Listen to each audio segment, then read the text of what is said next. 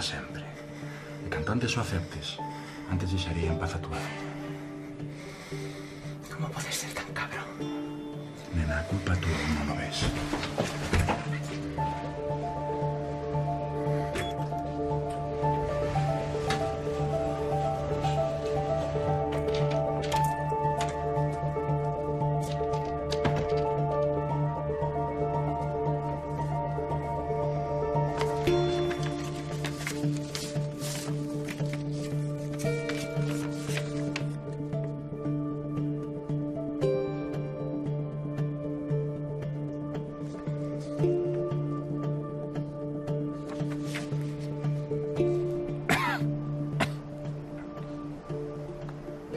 Eso vai te matar.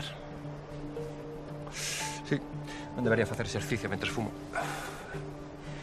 Tesme que axudar.